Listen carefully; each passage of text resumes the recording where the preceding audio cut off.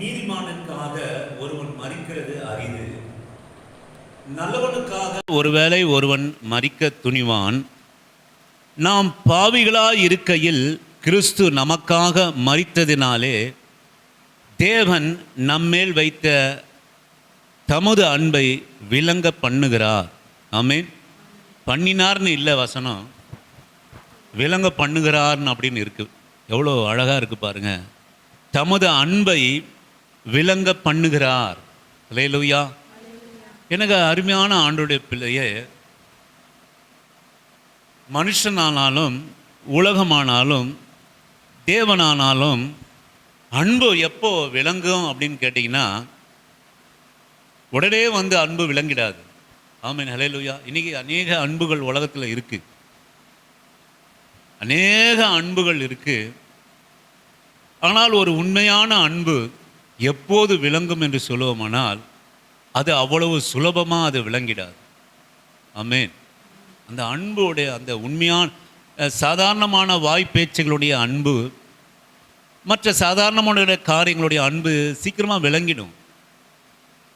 ஆனால் ஒரு உண்மையான அன்பு விளங்க வேண்டுமானால் அது நிதமாகவே, அது சாதாரணமாக நிறைவேறுவது இல்லை. ஆமென். அல்லேலூயா. தேவன் தம்முடைய அன்பை விளங்க பண்ணின போது அந்த அன்பு சாதாரணமாக அது விளங்கலை. மிகுந்த பாடுகளோடு கடந்த நம்ம புனித வெள்ளி என்று அநேக காரியங்களை நாம் தியானித்தோம். அதே போல் உயிர்த்தெழுந்த நாளிலே நாம் கர்த்தரை குறித்து அநேக காரியங்களை நாம் தியானித்தோம். கிட்டத்தட்ட நம்ம ஒரு 3 மணி நேரம் நம்ம தியானித்திருக்கிறோம். சிலுவை மரணத்தை குறித்தும் உயிர்த்தெழுதலை குறித்தும். எனக்கு அருமையான ஆண்டவருடைய பிள்ளையே, அந்த அன்பு எப்படி விளங்குது அப்படின்னு கேட்டிங்கன்னா, அது சாதாரணமாக விளங்குவதல்ல. அதனால தான் இங்கே அன்புக்கு முற்றுப்புள்ளி வைக்காம அப்போஸ்தலனாகிய பவுல், இதெல்லாம் எனக்கு தெரியலங்க, இந்த வசனத்தை நான் கொண்டு வர போது இது எனக்கு தெரியல, இப்போதான் அந்த ஆண்டவர் விளங்க பண்ணுகிறார்னு அப்படின்னு ஒரு வார்த்தை இங்கே வைக்கிறார். அது ஏன் அப்படின்னு கேட்டிங்கன்னா, இன்றைய வசனம் என்னன்னு கேட்டிங்கன்னா, அன்புக்கு முடிவு இல்லை, அன்பு சீக்கிரம் விளங்கிடாது. ஆமென். இன்றைக்கு அதுதான் அங்கே சொல்கிறார். தேவன் நம்மேல் வைத்த தமது அன்பை விளங்க பண்ணுகிறார். விளங்கிடுச்சா? இன்னும் இல்லை. ஏன்னா உண்மையான அன்பு விளங்கிக் கொள்வதற்கு முடியாது. ஆமென். அல்லேலூயா. உண்மையான அன்பு விளங்கிக் கொள்வதற்கு முடியாது. நீங்க கவனிங்க, பிதாவாகிய தேவன் கர்த்தராகிய இயேசு கிறிஸ்துவை மிகவும் நேசித்தார். தேவன் அன்பாகவே இருக்கிறார். குமாரனாகிய கிறிஸ்துவை மிகவும் அவர் நேசித்தார். ஆனால் வேதம் சொல்கிறது, யோவான் சுவிசேஷ புத்தகம் 3வது அதிகாரம் 35வது வசனத்தை வாசிக்கும்படியாக உங்களை அன்பான அழைக்கிறேன். யோவான் சுவிசேஷ புத்தகம் 33ஆம் அதிகாரம் 35ஆம் வசனம். பிதாவானவர் குமாரனில் அன்பாயிருந்து எல்லாவற்றையும் அவர் கையில் ஒப்பு கொடுத்திருக்கிறார். அவர் கையிலே ஒப்பு கொடுத்து இருக்கிறார். ஆமென். குமாரனிடத்தில் அன்பாயிருந்து எல்லாவற்றையும் அவர் கையிலே ஒப்பு கொடுத்து இருக்கிறார். ஆனால் உண்மையிலே குமாரனுடைய கையில ஒப்பு கொடுத்தது என்ன அப்படின்னு கேட்டீங்கன்னா, எனக்கு அருமையான கர்த்தருடைய பிள்ளையே, பிதாவாகிய தேவனானவன் குமாரிடத்திலே அன்பை மிகவும் விளங்க பண்ணினார். அவர் கையிலே எல்லாவற்றையும் ஒப்பு கொடுத்திருக்கிறார். என்னத்தை ஒப்பு கொடுத்தாரு? பாடுகளை ஒப்பு கொடுத்தார், அவமானங்களை ஒப்பு கொடுத்தார், நிந்தைகளை ஒப்பு கொடுத்தார், வலிகளை ஒப்பு கொடுத்தார், வேதனைகளை ஒப்பு கொடுத்தார், எல்லாவற்றையும் அவர் ஒப்பு கொடுத்தார். இப்போ அன்பு எங்க விளங்கிச்சு அப்படின்னு கேட்டிங்கன்னா, நான் சொல்லுவேன், கடைசியிலே சிலுவையிலே விளங்குச்சு. அது சாதாரணமாக விளங்கலை. ஆமென். பிதா வைத்திருக்கிற அன்பு சாதாரணமாக விளங்கலை. அந்த அன்புக்கு ஒரு முடிவு இருந்தது. அந்த அன்புக்கு மிகப்பெரிய ஒரு விலை இருந்தது. சும்மாங்காட்டிய அன்பு இல்லை, சாதாரணமான அன்பு, பொய்யான அன்பு, மாயமான அன்பு, வேஷமான அன்பு உலகத்திலே சீக்கிரமா விளங்கிடும். நம் பிள்ளைகள் மேல வைத்திருக்கிற அன்பு அவர்களுக்கு விளங்குதா? விளங்காது. இன்னைக்கும் நமக்கு 2 கழுத 3 கழுத வயசாயிடுச்சு. நம்ம தகப்பன் தாய்மார்கள் வைத்த அன்பு நமக்கு விளங்குதா? விளங்காது. அப்போ தேவனுடைய நம்மேல் வைத்திருக்கிற அன்பு விளங்காது, விளங்கல. அதனாலதான் இங்க ரோமரபுரிக்கு எழுதின நிருபத்தில் அழகா பவுல் சொல்கிறார், விளங்க பண்ணுகிறார். ஆமேன். தேவன் நம்மேல் வைத்த அன்பை விளங்க பண்ணுகிறார். அல்லேலூயா. எனக்கு விளங்குடிச்சா? இல்லைங்களே. உங்களுக்கு விளங்குடிச்சா? நம்ம பிள்ளைகளுக்கு நம்ம வாரந்தோறும் தியானிக்கிறோம், ஜெபம் பண்றோம், எல்லாம் யாருக்குமே விளங்கலைங்களேங்க. ஆண்டவருடைய அன்பு நமக்கு விளங்கிருக்கு இல்லையே. விளங்குனா நம்ம இப்படி இருக்க மாட்டோமே. அதனால தான் கர்த்தர் இன்றையும் ஒரு நாள் நமக்கு வாய்ப்பை கொடுத்து, ஒரு மாதத்தை கூட்டி கொடுத்து, ஒரு 30 நாள் நமக்கு எக்ஸ்ட்ரா வாழ்க்கையில் ஆயுசு நாட்களை கூட்டி கொடுத்து அவருடைய அன்பை விளங்க செய்யும்படியா இந்த காலை வேளையிலே உங்களையும் என்னையும் அழைத்திருக்கிறார். ஆமென். அன்பு சாதாரணமாக விளங்காது. அன்பு சாதாரணமாக விளங்காது.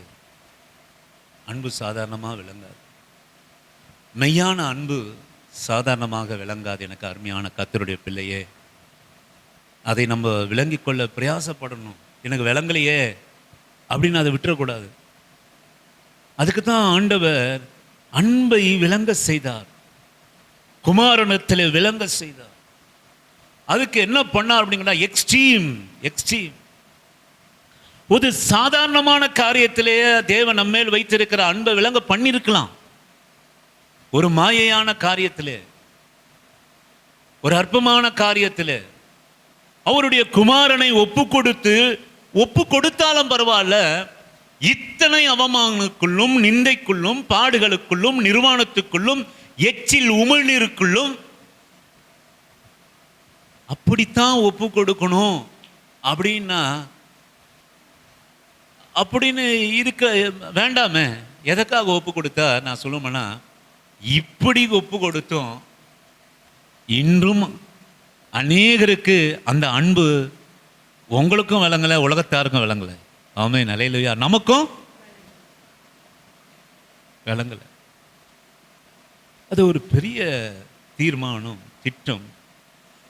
எனக்கு அருமையான கர்த்தருடைய பிள்ளையே, நீங்கள் வாசியுங்கள் யோவான் சுவிசேஷ புத்தகம் 11வது அதிகாரம் 1-7 வரை வாசிக்கும்படியாக உங்களை அன்பான அழைக்கிறேன். மரியாளும் அவள் சகோதரியாகிய மார்த்தாலும் இருந்த பெத்தானியா கிராமத்தில் உள்ளவனாகிய லாசரு என்னும் ஒருவன் வியாதிப்பட்டிருந்தான். கர்த்தருக்கு பரிமள தைலம் பூசி தன் தலைமயிரால் அவருடைய பாதங்களை துடைத்தவள் அந்த மரியாளே அவளுடைய சகோதரனாகிய லாசரு வியாதியாயிருந்தான். அப்பொழுது அவனுடைய சகோதரிகள் ஆண்டவரே நீ சிநேகிக்கிறவன் வியாதியாயிருக்கிறான் என்று சொன்னான். அவரிடத்திற்கு ஆள் அனுப்பினார்கள். இயேசு அதை கேட்டபொழுது இந்த வியாதி மரணத்துக்கு ஏதுவாய் இராமல் தேவனுடைய மகிமை விளங்குவதற்கு ஏதுவாய் இருக்கிறது. தேவனுடைய குமாரனும் அதனால் மகிமைப்படுவார் என்றார். இயேசு மார்த்தாள் இடத்திலும் அவளுடைய சகோதரியின் இடத்திலும் லாசருவின் இடத்திலும் அன்பாய் இருந்தார். அவன் வியாதியாய் இருக்கிறதற்காக அவர் கேள்விப்பட்ட போது தாம் இருந்த இடத்திலே இன்னும் 2 நாள் தங்கினார். அதன் பின்பு அவர் தம்முடைய சீஷரை நோக்கி நாம் மறுபடியும் யூதேயாவுக்கு போவோம் வாருங்கள் என்றார். அதற்கு சீஷர்கள், ரபி, இப்பொழுதுதான் யூதர்கள் உம்மை கல்லெறிய தேடினார்களே. அடுத்தது 12ஆம் வசனம் இப்படியாக எழுதப்பட்டிருக்கிறது. அதற்கு அவருடைய சீஷர்கள், இவைகளை அவர் சொல்லின பின்பு அவர்களை நோக்கி, நம்முடைய சிநேகிதனாகிய லாசரு நித்திரை அடைந்திருக்கிறான், நான் அவனை எழுப்ப போகிறேன் என்றார். அதற்கு அவருடைய சீஷர்கள், ஆண்டவரே, நித்திரை அடைந்திருந்தால் சுகம் அடைவான் என்றார்கள். இங்கே நீங்கள் கவனிங்க, இயேசு மார்த்தாளிடத்திலும் அவளுடைய சகோதரியிடத்திலும் லாசருவிடத்தில் அன்பா இருந்தார். ஆமென். அன்பா. அடுத்த வசனம் சொல்லுது, அவன் வியாதியா இருக்கிறதை அவர் கேள்விப்பட்ட போது தாம் இருந்த இடத்திலே பின்னும் 2 நாள் தங்கினார். ஆமென்.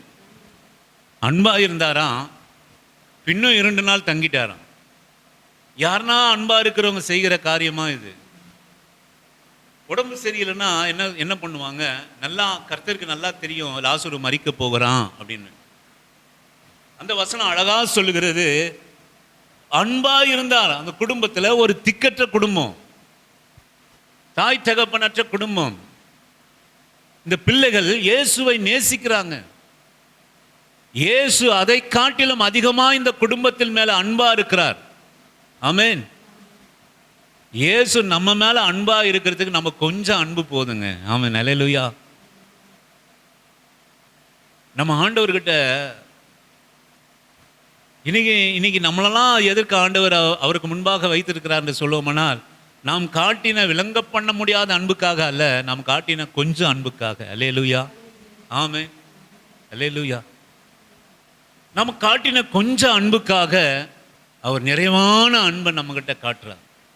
அந்த நிறைவான அன்பு இன்னும் நமக்கு விளங்கலை. அது ஒரு நாள் விளங்கும், நிச்சயமா ஒரு நாள் விளங்கும், ஒரு நாள் விளங்கும். சொல்லுவேன், அந்த கொஞ்சம் அன்புக்காக ஆண்டவர் அதிகமாக அன்பு செலுத்துறார். இந்த குடும்பம், திக்கற்ற குடும்பம், ஆண்டவர் மேல மிகவும் அன்பாக இருந்தது. ஆண்டவர் இந்த குடும்பத்தை நேசித்தார், அன்பா இருந்தார். வேதம் சொல்லுகிறது, சாதாரணமாக இவளுக்கு தாய் தகப்பன் இருக்கிற மாதிரி வேதத்தில் எங்கேயும் எழுதப்படலை. இந்த ஒரே நம்பிக்கை லாசரு. இந்த குடும்பத்தின் மேலே கர்த்தர் அன்பா இருந்தா. ஏன்னா கொஞ்சம் இவர்கள் ஆண்டவர் மேலே அன்பா இருந்தாங்க. ஆமென். ஹல்லேலூயா. எனக்கு அருமையான கர்த்தருடைய என் அன்பு கர்த்தருடைய பிள்ளையே, இன்றைக்கு ஆண்டவர் நம்ம மேலே அன்பா இருக்கிறார். ஆமென். ஹல்லேலூயா.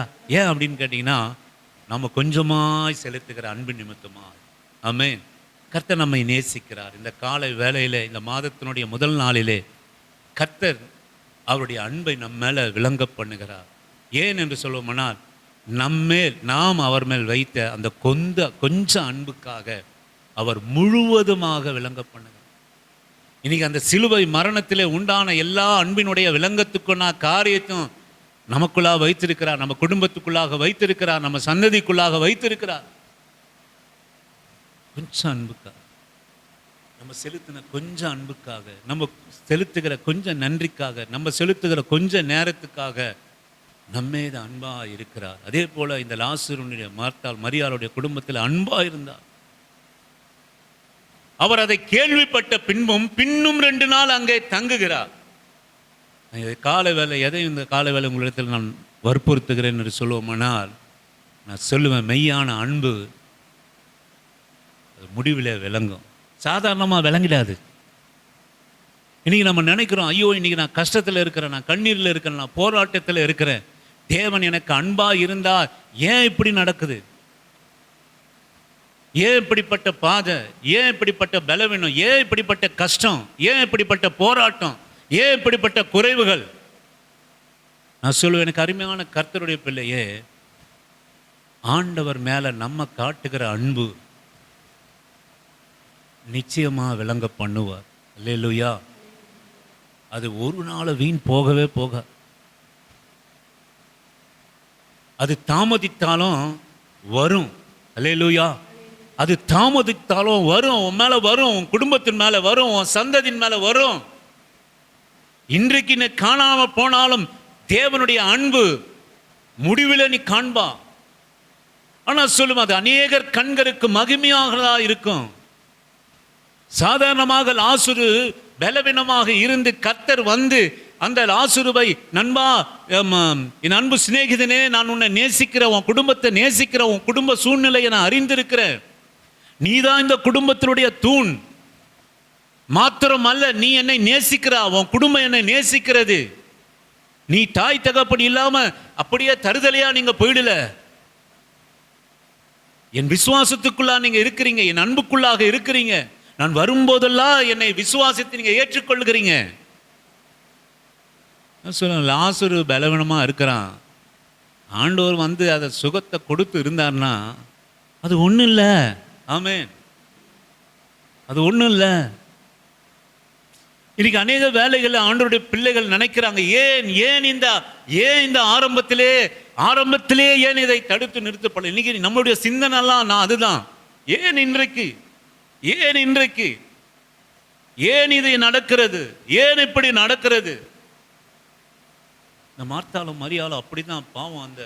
அந்த பிள்ளைகளுக்கு ஒண்ணுமே சொல்ல தெரியல. ஆண்டவரே அவர் வருகிற போது அவரிடத்துல போய், ஆண்டவரே நீங்க இங்க இருந்திருந்தா என் சகோதரன் மரித்திருக்க மாட்டானே.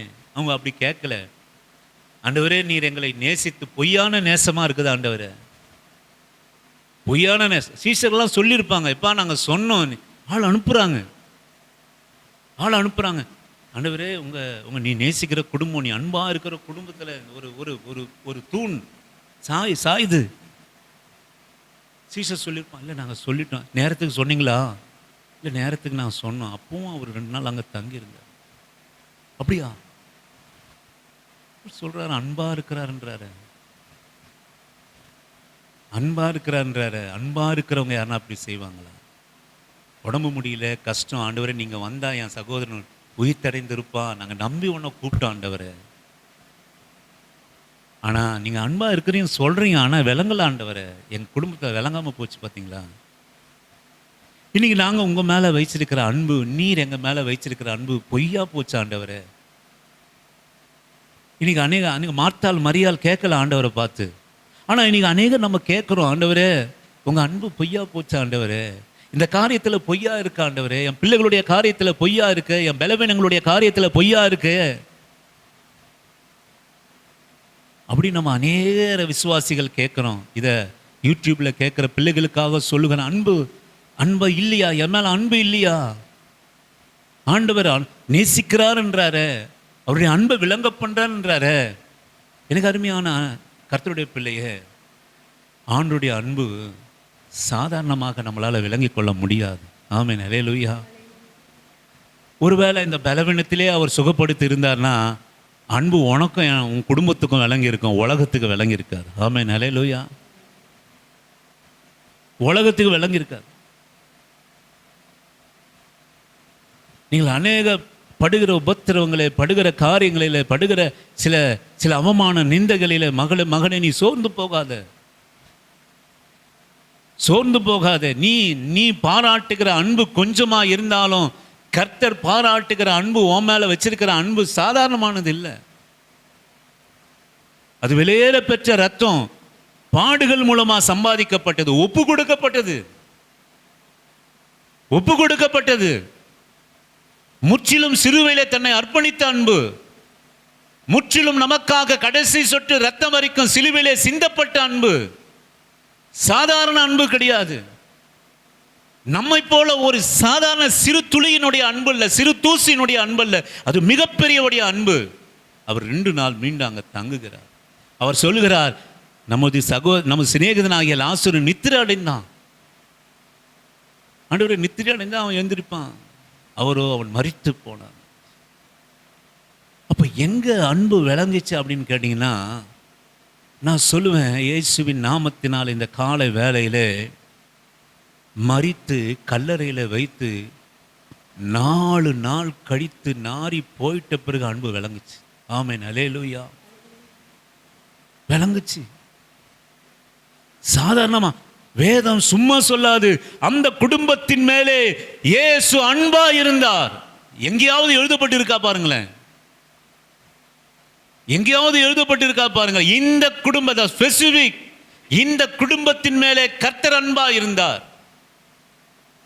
நான் சொல்லுவேன், கர்த்தர் செய்த அற்புதத்தில் மிகப்பெரிய ஒரு அற்புதம், மிகப்பெரிய அன்பை விளங்க செய்த இடம் இந்த லாசரு. ஆமென். அல்லேலூயா. மார்த்தாள் மரியாள் இடத்துல எல்லாம் நினைச்சிருப்பாங்க, அவ்வளவுதானா ஆண்டவருடைய அன்பு, அவ்வளவுதானா ஆண்டவருடைய அன்பு, இதுதானா அன்பு, இதுதானா நீ நேசித்த நேசம், அநேகர் நம்ம அப்படித்தான் கேட்கிறோம், ஆண்டவரே இவ்வளவுதானா? நீங்க நேசித்து நேசித்து நான் ரட்சிக்கப்பட்ட நாள் முதல் கொண்டு நான் பாடுகிறேன், நான் கேட்கிறேன், உமது சிலுவையை தியானிக்கிறேன், அது எனக்கு என்ன சொல்லிக் கொடுக்குது? எது என் காதிலே விழுதுகிறதால் தேவன் அன்பாகவே இருக்கிறார், தேவன் அன்பாகவே இருக்கிறார். தேவன் நம்மேல் அன்பாகவே இருந்து அவர் தமது ஒரே பேரனாகிய குமாரனாகிய இயேசு கிறிஸ்துவை நமக்காக ஒப்பு கொடுத்தார் என்று வேதம் சொல்கிறதே. அந்த அன்பு என் காரியத்தில் விளங்கலையே, என் குடும்பத்தில் விளங்கலையே, என் பிள்ளைகளிடத்தில் விளங்கலையே, என் கையின் பிரயாசத்தில் விளங்கலையே, என் பலவீனத்தில் விளங்கலையே. நான் சொல்லுவேன், எனக்கு அருமையான ஆண்டவருடைய பிள்ளையே, அந்த விளங்கக்கூடாத விலையேற பெற்ற அன்பு நீ வைத்திருக்கிற விசுவாசத்துக்கும் அன்புக்கும் அது கனம் பெற்றதாய் நிச்சயமாய் ஒரு நாள் அதை விளங்க பண்ணும். ஆமென், ஹல்லேலூயா. ஒரு நாள் சாதாரணமா இல்லை, சாதாரணமா இல்லை. லாசரு பலவீனமா இருக்கிறானா, லாசரு சுகவீனமா இருக்கிறானா, எவ்வளோ மாத்திரை மருந்து கொடுத்தான் ஆண்டவரே, சரியாகலை, சரி நான் வருகிறேன். ஒரு 4 பேர் சீஷர் இருப்பாங்க, 2 அக்கா தங்கச்சிங்க இருப்பாங்க, வேற யாரும் இருக்க மாட்டாங்க. எனக்கு அருமையான தேவ ஜனமே, மற்றவர் யாவரும், உலகம் யாவரும், உலகம் உன்னை ஒரு ரெக்கார்டா வைக்கிறதுக்காக, ஆமென், உன்னை ஒரு மைல் கல்லா வைக்கிறதுக்காக, கர்த்தர் உனக்கு செய்த காரியத்தை ஒரு மைல் கல்லா வைப்பதற்காக நீ, நான் சொல்லுவேன், ஆண்டவர் அன்பு பாராட்டின குடும்பம்லாம் ஒரு மைல் கல்லா இருக்குது. ஆமென், ஹல்லேலூயா. ஒரு ரெக்கார்டா இருக்குது, இருக்கணும், ஒரு அச்சீவ்மெண்ட் இருக்கணும். மற்றவர்கள் கண்களுக்கு முன்பாக, மற்றவருடைய கண்களுக்கு முன்பாக எப்போ விளங்குச்சு, எப்போ இன்றைக்கு எழுதப்பட்டது, எப்போ உலகத்துக்கு விளங்குச்சு அப்படின்னா, நான் சொல்லுவேன், அவர் 2 நாள் தாமதித்தார். அவருடைய அன்பு தாமதத்தில் விளங்குது, அவருடைய அன்பு பாடுகளிலே விளங்குது, அவருடைய அன்பு திக்கற்ற நிலைமையில விளங்குது. இனி வழியே இல்லை, போற வழியே இல்லை, இனி எல்லாவற்றும் அடைக்கப்பட்டாயிற்று. அவருடைய வல்லமை எங்கே விளங்கிற்று என்று சொல்லுவோமானால், எகிப்தினுடைய சேனை ரதங்கள் ஒருபுறம், அடைக்கப்பட்ட சமுத்திரம் ஒருபுறம், அதற்கு நடுவே ஜீவன் போகிற காரியத்தை தவிர இஸ்ரவேல் ஜனங்களுக்கு வேறொன்றும் இல்லை. அவருடைய வல்லமை அத்தருணத்திலே விளங்கியது. ஆமென், ஹல்லேலூயா. தேவன் தன் நடத்தி வந்த ஜனங்களை நேசிக்கிறார் என்று அன்பை கடைசி நேரத்தில் விளங்க பண்ணினார். எந்த ஒரு பாடுகளும் இல்லை, எந்த ஒரு கஷ்டங்களும் இல்லாம, எந்த ஒரு உழைப்பும் இல்லாம, எந்த ஒரு காரியமும் இல்லாம அவருடைய அன்பை கர்த்தர் விளங்க பண்ணுவதில்லை. எவ்வளவாய் நம்மை புடமிடுகிறாரோ, எவ்வளவாய் நம்மை பாடுகளிலே உட்படுத்துகிறாரோ, எவ்வளவாய் நீ சோதிக்கப்படுகிறாயோ, அவ்வளவாக கர்த்தர் நம்மிடத்திலே அன்பை விளங்க செய்து பண்ணுகிறார் என்பது அர்த்தம். ஆமென், ஹல்லேலூயா.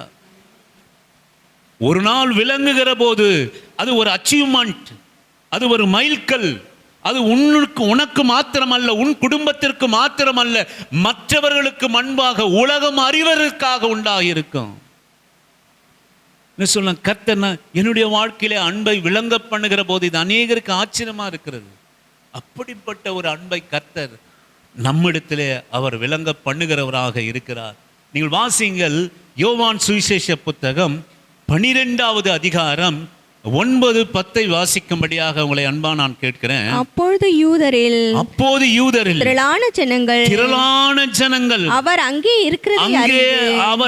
இருக்கிறதை அறிந்து இயேசுவின் நிமித்தமாக மாத்திரமல்ல, அவர் மரித்தோரிலிருந்து எழுப்பின லாசருவையும் காணும்படி வந்தார்கள். லாசருவின் நிமித்தமாக யூதர்களில் அநேகர் இயேசுவினிடத்தில் விசுவாசம் வைத்தபடி பிரதான ஆசாரியர்கள் லாசருவையும் கொலை செய்ய ஆலோசனை பண்ணினார்கள். சிலுவையில அன்பை விளங்க செய்வதற்குண்டான ஒரு ரகசியம் இது.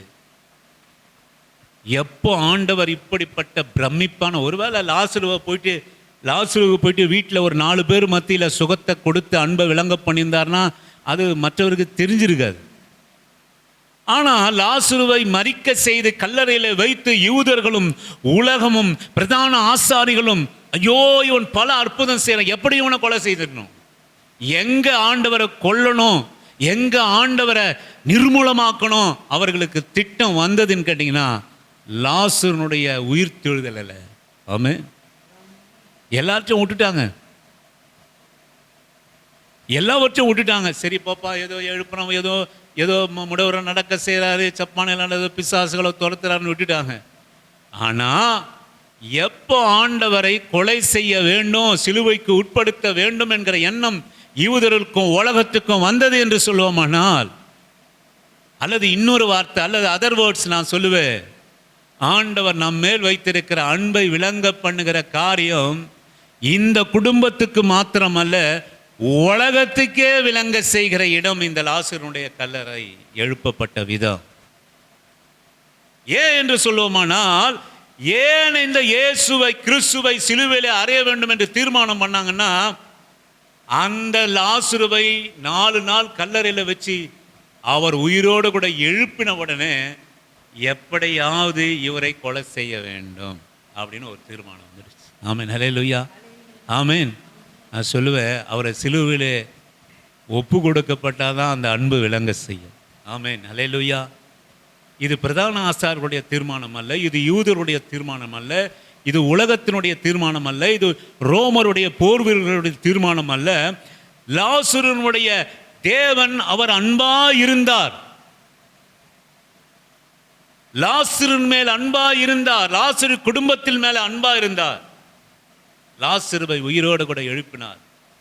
இந்த இடத்துல நீங்க போட்டுங்க, அவர் உங்க மேல என் மேலே அன்பா இருக்கிறார், உங்க குடும்பத்தில் அவர் அன்பா இருக்கிறார். ஆமென். எப்படி பிரதர் சொல்றீங்க அப்படின்னா, நான் சொல்லுவேன், இந்த அற்புதம் தான் உங்களுக்காகவும் எனக்காகவும் உங்கள் சந்ததிக்காகவும் என் சந்ததிக்காகவும் உங்கள் மீட்புக்காகவும் என் மீட்புக்காகவும் உங்கள் வியாதிக்காகவும் என் வியாதிக்காகவும் ஆண்டவர் அன்பை விளங்க பண்ணுவதற்கான சிலுவை மரணம் இங்கே உண்டாகும். ஆமென். அப்போது அவர் மார்த்தாளிடத்திலும் மரியாளிடத்திலும் லாசருவிடத்திலும் அன்பாக இருந்தார் என்று அல்ல, இன்றைக்கு இந்த சிலுவையை நம்பி விசுவாசிக்கிற யாவர் மேலும் அன்பாக இருக்கிறார். ஆமென். அல்லேலூயா. நான் முன்னாடி சொன்னோம், யாரையாவது இப்படி ஆண்டவர் சொல்லியிருக்கிறாரா அப்படின்னு சொன்னோம். ஆண்டவர் இப்போ நம்மளை விளங்க செய்கிறார். அட பாவி, நீ ஏன் அப்படி சொல்கிற? நான் உன்னையும் உலகத்தை எவ்வளவா அன்பு கூர்ந்திருக்கிறேன், உங்களையும் உங்கள் மேலேயும் உன் சந்ததி மேலேயும் நான் அன்பை விளங்க பண்ணுவதற்காக இந்த லாசருடைய அன்பை அந்த இடத்துல விளங்க பண்ணேன். ஒரு குடும்பத்துக்கு விளங்க பண்ண அன்பு உலகத்துக்கே விலக செய்வதற்கான ஒரு ஒரு ஒரு ஒரு ஒரு துவக்கம். ஆமென். லாசரும் மார்த்தாளிடத்திலும் மரியாளிடத்திலும் அன்பா இருந்தார் அல்லவா, கல்லறையில் எழுப்பினார் அல்லவா, கல்லறையில் அன்பை 2 நாள் தாமதம் பண்ணி உலகத்தை கூட்டினார் அல்லவா. ஆமென். உலகத்தையே கூட்டி நிற்க வச்சாரு, யூதரை கூட்டி நிற்க வச்சார். எல்லா ஜனங்களும் வந்து நின்று லாசருவையும் காண வந்தார்கள், லாசருவையும் கொலை செய்ய எத்தனித்தார்கள். அப்படின்னா இயேசு கிறிஸ்துவை ஏற்கனவே தீர்மானம் பண்ணிட்டாங்க, எழுப்பிட்டாரு. இப்படியே இவரை விட்டு கொண்டிருந்தார் இவனை அநேகரை பின்னாடி போயிடுவாங்க, எப்படியாவது கொண்டுடணும்னு முடிவு பண்ணிட்டாங்க ஆண்டவரை. அங்கே அன்பு விளங்குச்சு. அங்கோட துவக்கம், உங்களையும் என்னையும் ரட்சிப்பதற்கான அன்பு அங்கே தான் விளங்குச்சு. இந்த ஒரு குடும்பத்துக்கு மாத்திரம் அன்பா இல்லை, இந்த லாசருடைய மரணம் தேவனுடைய மரணத்துக்கு ஏதுவாக அது கொண்டு போயிடுச்சு. அப்போ ஆண்டவர் லாசருவை உயிர்த்தெழுந்தது மாத்திரம் இந்த குடும்பத்திலே அவர் அன்பு கூர்ந்தது அல்ல, இந்த உயிர்த்தெழுதல் லாசருடைய உயிர்த்தெழுதல் மூலமாக நான் சொல்லுவேன், உங்க மேலையும் என் மேலையும் வைத்திருக்கிற அன்பை சிலுவையில் அவர் விளங்க செய்தார். ஆமென். அல்லேலூயா. இது உண்மை, இது உண்மை. இந்த மரணம் அவரை சிலுவையிலே அனுப்பியது, பாடுகளுக்கு உட்படுத்தினது. இந்த அற்புதம், இந்த அன்பு எங்க விளங்குச்சு அப்படின்னா, 4 நாள் எழுப்பின பிணத்திற்கு, ஒரு குடும்பத்துக்கு, ஒரு ஊருக்கு, ஒரு யூதருக்கு, ஒரு சந்ததிக்கு விளங்குனது. ஒரு பிரதான ஆசாரியருக்கும் ரோம படைகளுக்கும் விளங்கினது.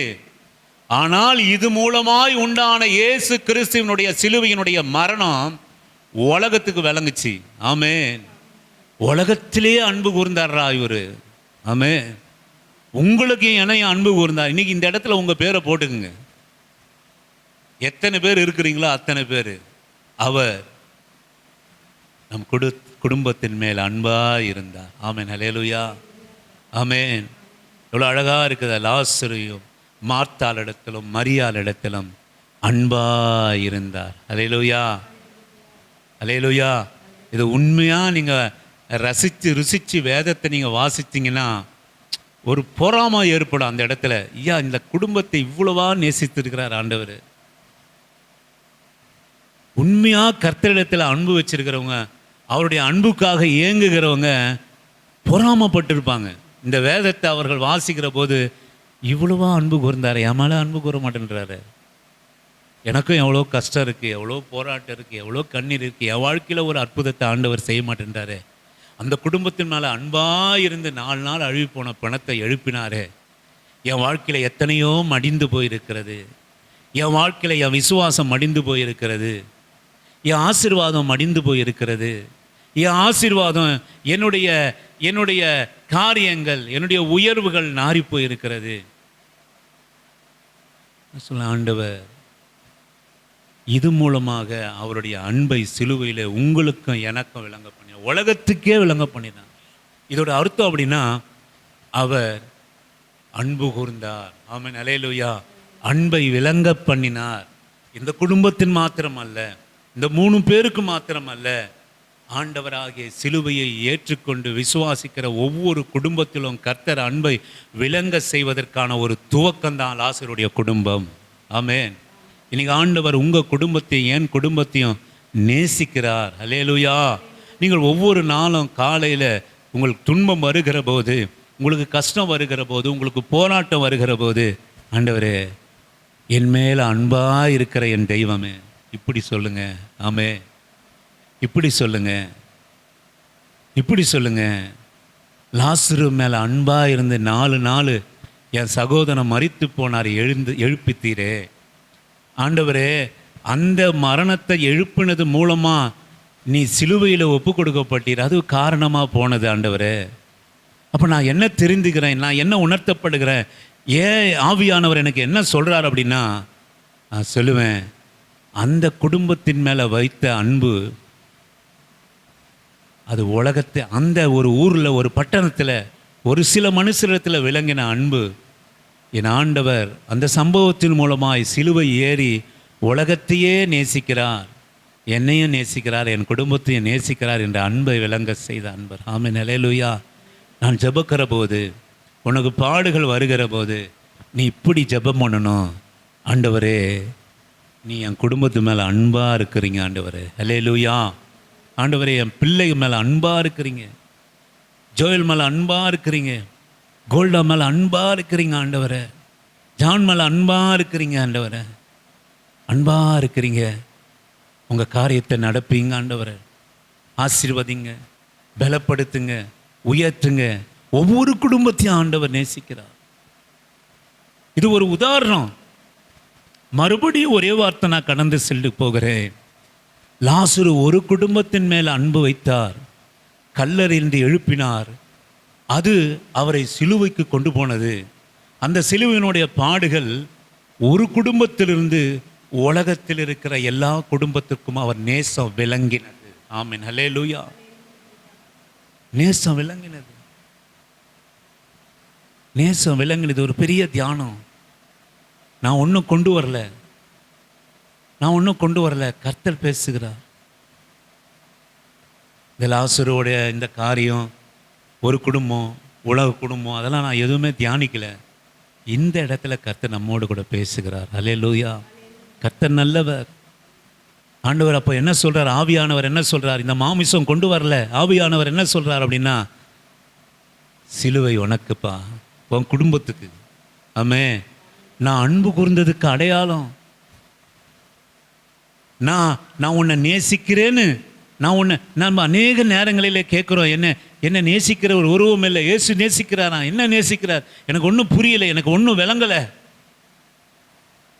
நான் சொல்லுவேன், அவர் பட்ட பாடுகள், சிலுவையில் அன்பு விளங்கினது.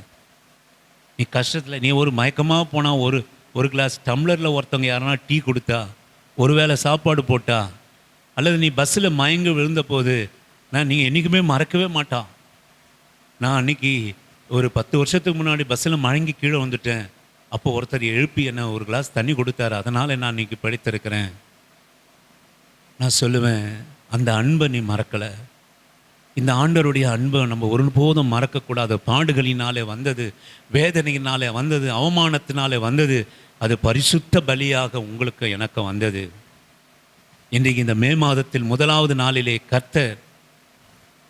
கர்த்தராகிய ஆண்டவர் சொல்கிறார், அவர் சிலுவை உங்களுக்கு முன்பாக நிறுத்தி சொல்கிறார், அவர் உங்கள் குடும்பத்தையும் என் குடும்பத்தையும், அவரை நேசிக்கிறவர்கள் யார் குடும்பத்தையும், சிலுவையை விசுவாசிக்கிற எல்லார் குடும்பத்தையும் மேலும் தேவன் அன்பாக இருக்கிறார். ஹல்லேலூயா, ஹல்லேலூயா, ஹல்லேலூயா, ஆமென். உங்கள் மேலே அன்பாக இருக்கிறார். இனி உங்களுக்கு வார்த்தை, இன்னைக்கு இந்த மே மாதத்தில் ஒரு புதிய வார்த்தையை கர்த்தர் கொடுக்கிறார். உங்கள் ஜெபம், உங்கள் வேதனை, உங்கள் சோதனை, உங்கள் பலவீனம் வருகிற போது, ஆண்டவரே என் மேல் அன்பாக இருக்கிறீங்க ஆண்டவரே, ஆமென், அல்லேலூயா. எங்கள் பிள்ளைகள் மேலே அன்பாக இருக்கிறீங்க.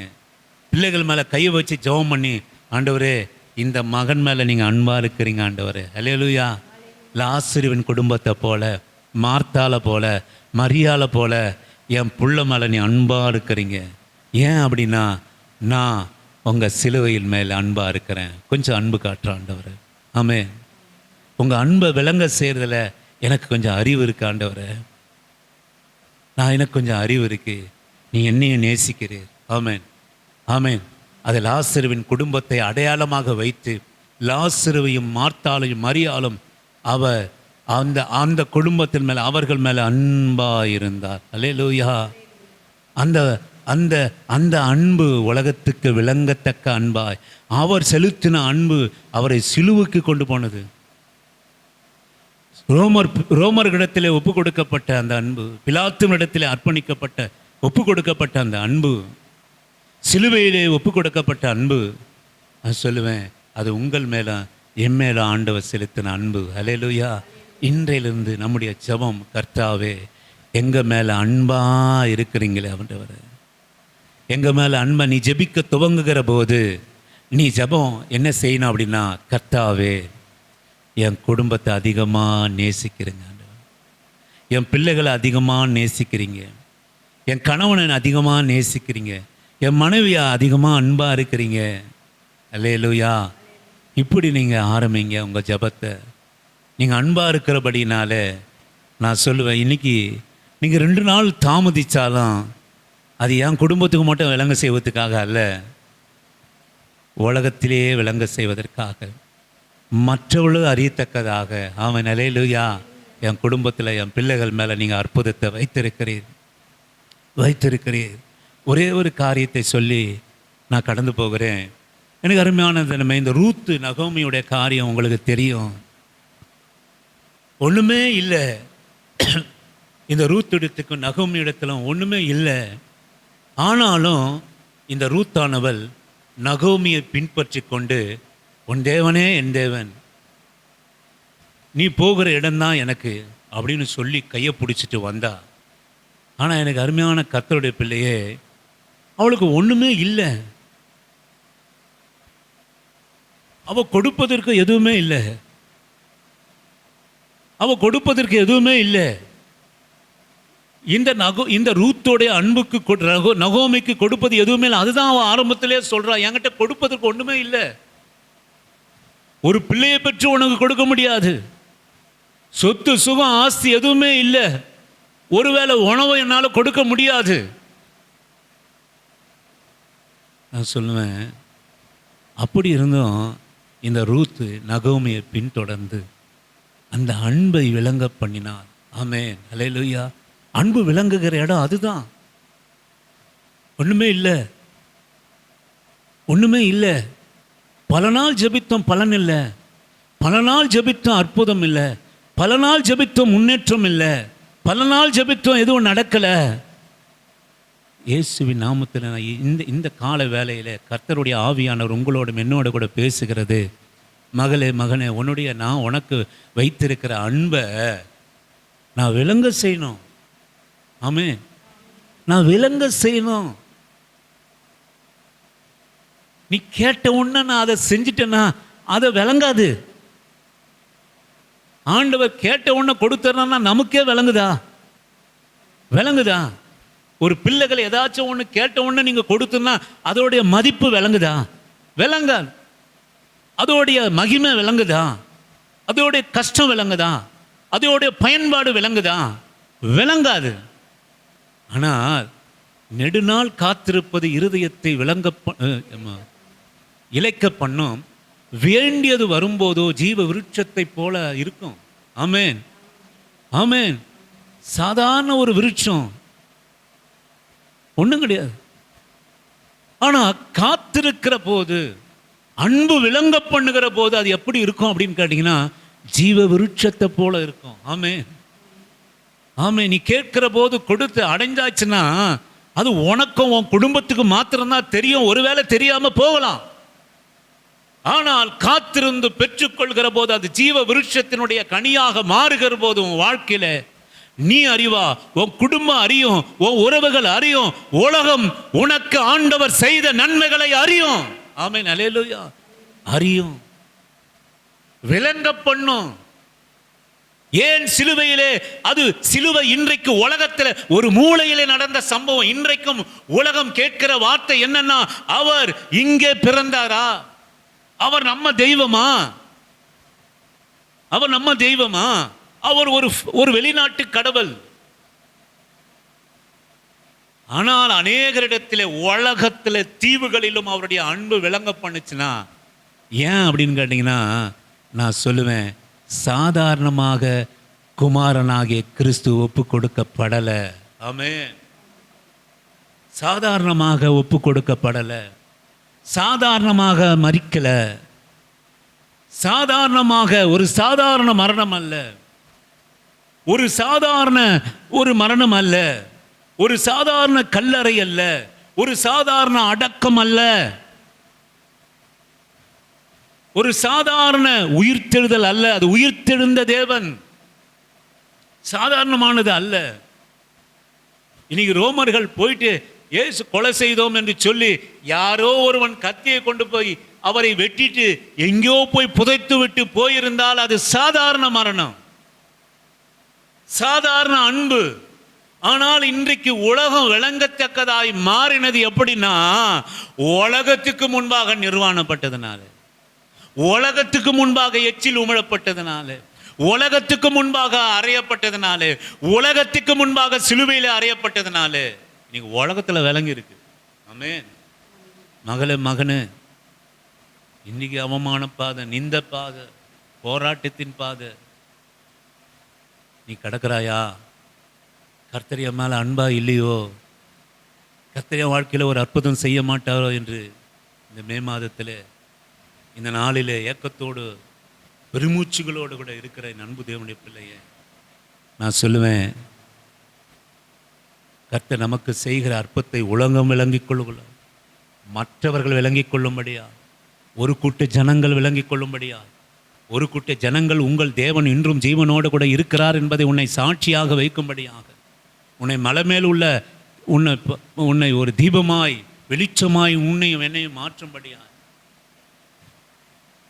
இந்த நாளை உன் கஷ்டம், உன் பலவீனங்கள் எல்லாம் ஒரு நாள் மிகப்பெரிய அடையாளமாய், அற்புதமாய், தேவன் அன்பை விளங்க செய்கிற இடமாய் மாறும். ஆமென், அல்லேலூயா. அதான் நீங்கள் இங்கே பார்க்குற ஒன்றுமே இல்லை, ஒன்றுமே இல்லை, ஒன்றுமே இல்லைன்னு அன்பை ரூத்து விடலை,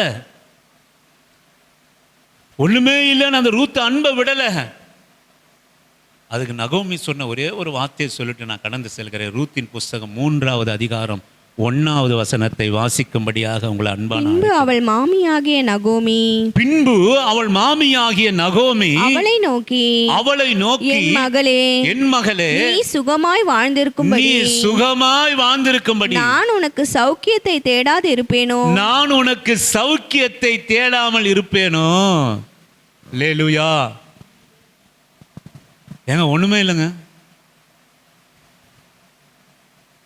அது சொன்னா என்கிட்ட வராத, நான் எங்க போய் பிச்சை யூதால எங்க போய் பிச்சை எடுப்பேன்னு எனக்கு தெரியாது, என் கூட வராத. வேற யார் பின்னாடினா போ, நல்லா வாழ்ந்திருப்பா. இல்லை இல்லை, உம்மிடத்திலே என்னுடைய அன்பை நான் விளங்க, எந்த மட்டும் விளங்க பண்ணுவா ரூத்து, எந்த மட்டும் விளங்க பண்ணுவா.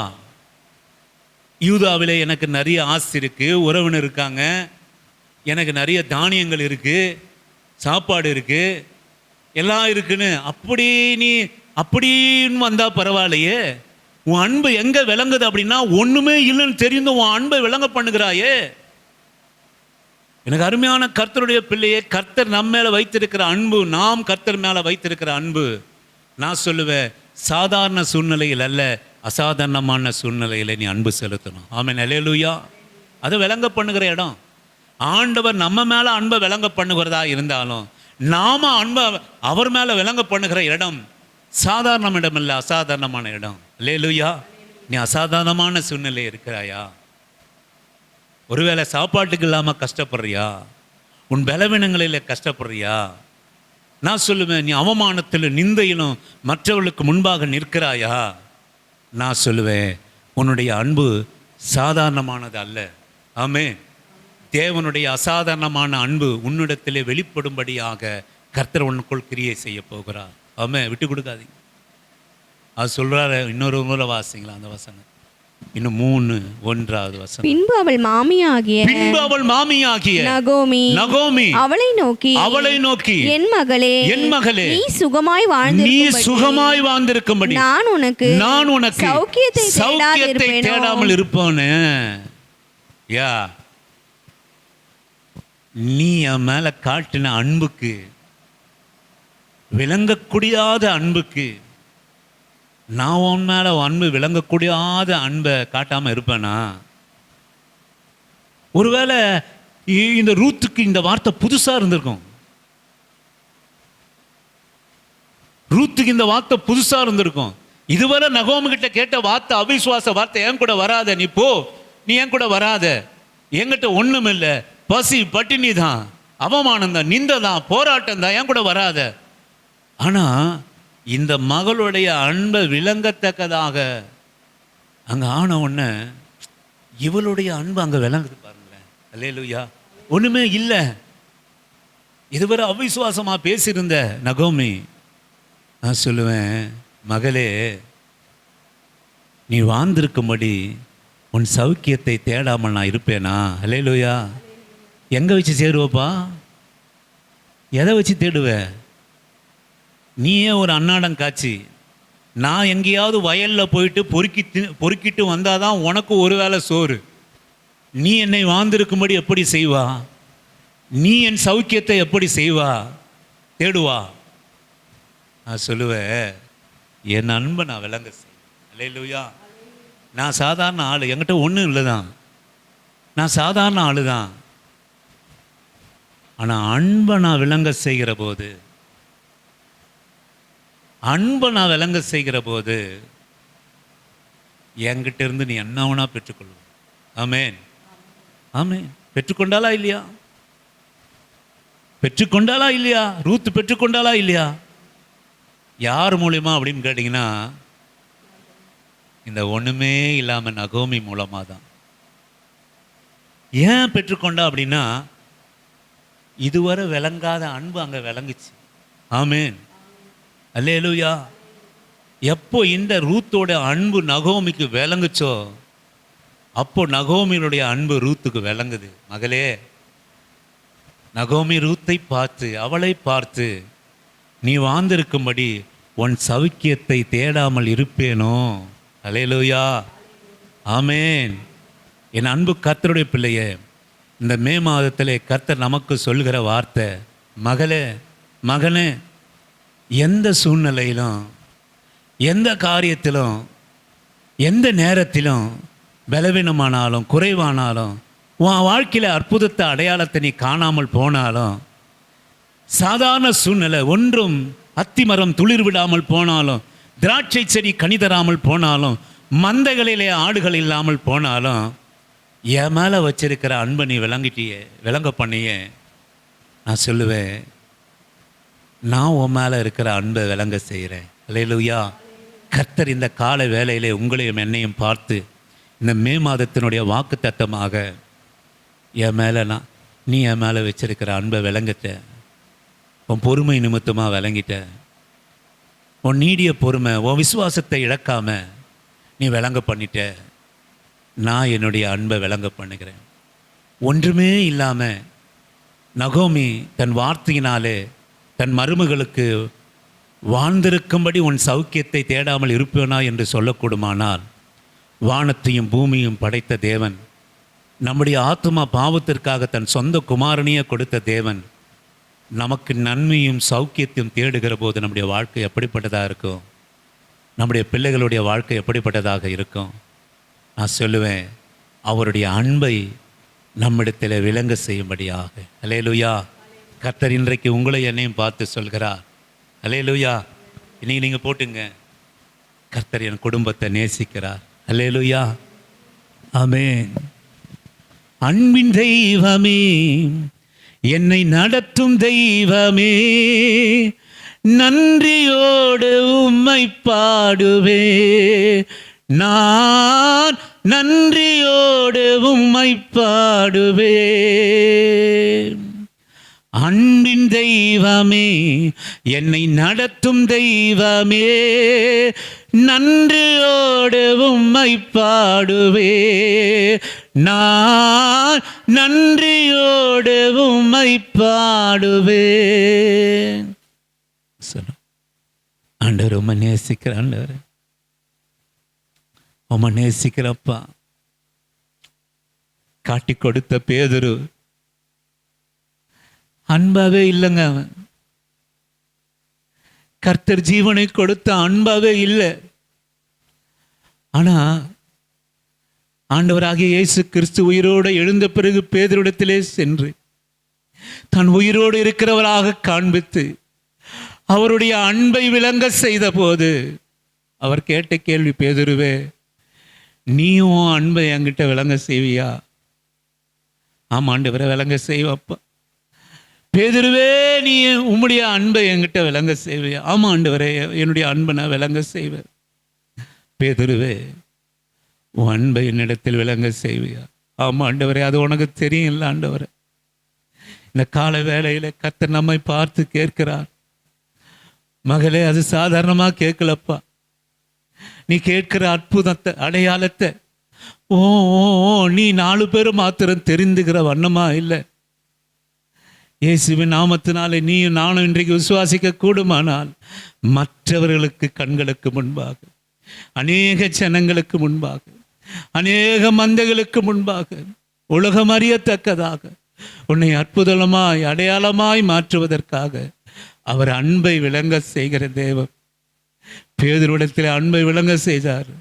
நான் சொல்லுவேன், இன்னைக்கு பேதுருடைய அன்பும், கர்த்தர் அவர் மேலே வைத்த அன்பும், கர்த்தர் அவன் மேலே வைத்த அன்பும், பேதுரு அவர் மேலே வைத்த அன்பும் இன்னைக்கு உலகமே பார்த்து வியக்கத்தக்க வண்ணமாய் அது விளங்கி கொண்டிருக்கிறதே.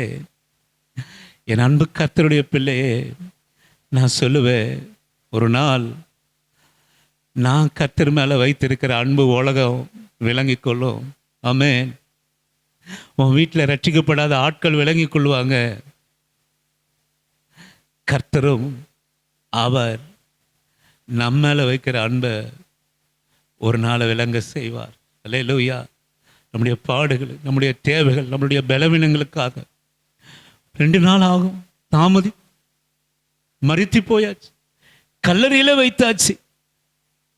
ஆனாலும் உலகத்துக்கே அன்பு விளங்க பண்ணும்படியாக லாசருடைய மரணத்தை பிதாவாகிய தேவன் கிறிஸ்துவை கொண்டு பயன்படுத்தி கொண்டார். நான் சொல்லுவேன், நீயும் அவருக்காக பயன்படுகிற குடும்பமாய், அவர் உயர்த்த பாத்திரவானாய் குடும்பமாய், அவருடைய அற்புதத்தின் அடையாள குடும்பமாய், இஸ்ரவேலிலே உன்னை அற்புத அடையாளமாய் கர்த்தர் மாற்றுகிற வண்ணமாய் அவர் நம்மேல வைத்த அன்பை விளங்க பண்ணுவார். அல்லேலூயா. அதுக்கு சாட்சி அவருடைய சிலுவை மரணம், அவருடைய வார்த்தை, அவருடைய ஆவியானவர். அல்லேலூயா. ஆண்டவரே, இந்த காலை வேளையில் இந்த மே மாதத்திலே உம்மை நோக்கி நாங்கள் பார்க்கிறோம். உங்க மேல கொஞ்சம் அன்பை நாங்கள் விளங்க பண்ணுகிறப்பா. மார்த்தாலும் மரியாளும் லாசரும் எவ்வளவு அன்பு கொண்டிருப்பாங்க கொஞ்சம். ஆனால் கர்த்தர் இந்த பிள்ளைகளை அன்பு கூர்ந்தது நிமித்தம் உலகத்துக்கே உண்டாகிற அன்பை விளங்கத்தக்கதாக சிலுவையிலே அவர் பிரதான ஆசாரியரும் பரிசேயரும் யூதர்களும் அவரை அந்த அந்த அந்த காரியத்தை, அந்த அற்புதத்தின் நிமித்தம் அவரை சிலுவையிலே கொல்ல வேண்டும் என்பது தீர்மானித்தார்கள். சிலுவையிலே கொண்டு போனது லாசருடைய உயிர்த்தெழுதல். நன்றியோட குடும்பம் துதிக்கிற ஆண்டவரே, இன்றைக்கு உங்க அன்பை எங்க மேல அன்பா இருக்கிறீங்க ஆண்டவரே. எங்க பிள்ளைகள் மேல அன்பா இருக்கிறீங்க ஆண்டவரே. எங்க பேர பிள்ளைகள் மேல அன்பா இருக்கிறீங்க ஆண்டவரே. நான் விசுவாசிக்கிறேன், 2 நாள் தாமதித்தாலும் நீங்க வந்து உலகத்துக்கே வைக்கும்படியாக செய்வீங்க என்பதை நான் நம்புகிறேன், விசுவாசிக்கிறேன். அல்லேலூயா. ஆண்டவரே, கடந்த 4 மாதங்கள் கண்ணின் மணி போல காத்தீர். போக்கையும் வரத்தையும் காத்தீர். உண்ண உணவு கொடுத்தீர், உடுக்க உடை கொடுத்தீர், கையின் பிரயாசங்களை ஆசீர்வதித்தீர், மன்னித்தீர். ஆண்டவரே, மனதுருகினீர். தகப்பனே, போக்கையும் வரத்தையும் பாதுகாத்து கொண்டீர். எத்தனையோ பலவீனங்களிலே நீர் எங்களுக்கு பலனாய் மாறினீர். இந்த மே மாதத்தையும் உம்முடைய கரத்திலே அர்ப்பணிக்கிறோம். எங்கள் போக்கையும் வரத்தையும் அர்ப்பணிக்கிறோம். எங்கள் தேவைகளை உமது கரத்திலே அர்ப்பணிக்கிறோம். ஆண்டவரே, எங்கள் பலவீனங்களை உமது கரத்திலே அர்ப்பணிக்கிறோம். தீங்கு எங்களை அணுகாதபடிக்கு ஆண்டவரே, உமது செட்டையின் நிழலிலே அடைக்கலமாக, உமது இரத்த கோட்டையிலே அடைக்கலமாக, உம்முடைய அன்பை விளங்க பண்ணின சிலுவையிலே அடைக்கலமாய், அந்த நிழலிலே அடைக்கலமாக எங்களையும் எங்கள் பிள்ளைகளையும் இந்த மாதத்திலும் உமது பாதப்படிக்கு நேராய், உமது அன்பை விளங்க செய்கிற இடத்துக்கு நேராக நாங்கள் அர்ப்பணிக்கிறோம். உம்மை துதிக்கிறோம், உம்மை போற்றுகிறோம். இயேசு கிறிஸ்துவின் இனிய நாமத்தில் ஜெபம் பண்ணுகிறோம் எங்கள் நல்ல பிதாவே. என் ஆத்துமாவே கர்த்தரை ஸ்தோத்திரி, என் முழுகுள்ளமே அவருடைய பரிசுத்த நாமத்தை ஸ்தோத்திரி. என் ஆத்துமாவே கர்த்தரை ஸ்தோத்திரி. கர்த்தர் செய்த சகல உபகாரங்களும் மறவாமல் நீதியில் நடந்து நியாயம் செய்து இரக்கத்தை சிநேகித்து மனத்தாழ்மையோடு கூட உங்க பாதம் அமர்ந்திருக்க கர்த்தர் கிருபை செய்யும். பிதாவாகிய தேவனாலும் கர்த்தராகிய இயேசு கிறிஸ்துவினாலும் பரிசுத்த ஆவியானாலும் இரக்கமும் கிருபையும் சந்தோஷம் சமாதானம் நீர் நேசிக்கிற குடும்பமாக, ஆண்டவரே, உம்முடைய அன்பை விளங்க பண்ணுகிற குடும்பமாய் எங்களை மாற்றும். பிதாவே, உம்மை ஸ்தோத்தரிக்கிறோம். ஏசப்பா, உம்மை துதிக்கிறோம். பரிசுத்த ஆவியானவரை உம்மை வாழ்த்துகிறோம், வணங்குகிறோம். கர்த்தர் உங்களை ஆசீர்வதிப்பார். அவருடைய அன்பை, உங்களை நேசிக்கிறார், நம்மை நேசிக்கிறார்.